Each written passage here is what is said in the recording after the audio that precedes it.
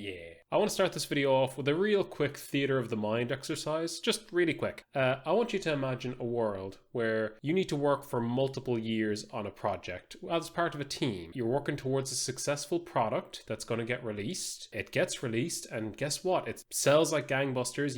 Your company makes millions of dollars. It could become one of the biggest gaming franchises in the world, and then the company you work for needs to lay you off in order to maximize the profits.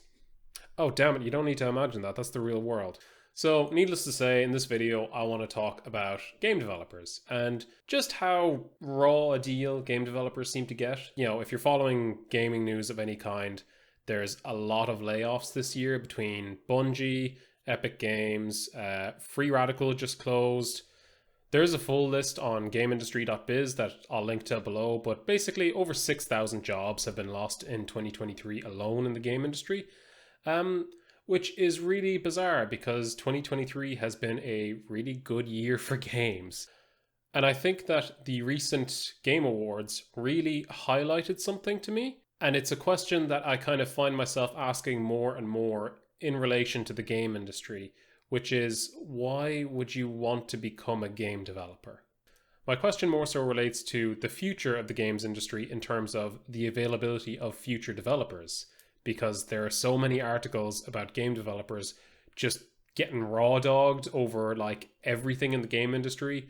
In the 2023 Game Awards, the game developers who, won Game of the Year, who worked on the games for years, only got like 30 seconds of time to make their speeches, but yet they'll give 5 or 6 minutes to like celebrities or popular actors within the industry or friends of Jeff Keighley, instead of actually putting focus on the developers who have put their blood, sweat and tears into these games. There was stories of when Red Dead Redemption 2 was getting released that they bragged about crunching developers for 100 hours a week.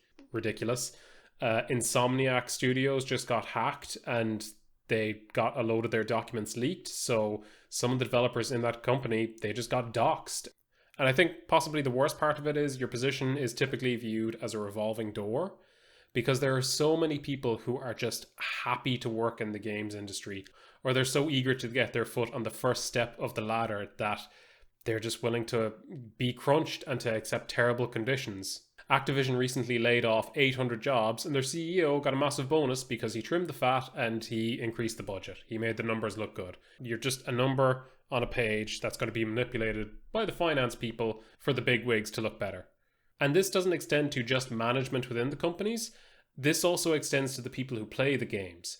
Fans of The Last of Us series sent death threats to developers of The Last of Us Part 2 because they didn't like the story. And as I mentioned earlier, there's been leaks from Insomniac Games. There's also been leaks from Rocksteady Studios for the new Suicide Squad game. And people who are seeing like pre-alpha footage are like, well, this game looks terrible. It's awful. What are they doing over there? It's not close to a releasable state. You can't be this stupid. And it really especially sucks when it's been a year where writers and actors have picketed for their rights as creators and as humans to protect themselves from AI, to try and get a bit more of a fair deal, and yet game developers haven't done the same thing. There has been a lot of layoffs in tech companies over the last few years, but there's a really disgusting view when it comes to game development, and I think this extends to the animation industry too, where you should just be so happy to work in it, you're a revolving door, you're easily replaceable as viewed by management, and some people are so eager to get into that industry that they're willing to just get walked all over and accept these terrible standards, and it sucks. Especially when all the most successful game companies in the world are doing it. Activision frequently lay off people every year. Ubisoft have a number of harassment allegations. EA just buys up game studios and then closes them down. Seriously, look up the amount of game studios that EA have closed. It's crazy. Square Enix closed down the studio who released Forsaken. That was literally their first game.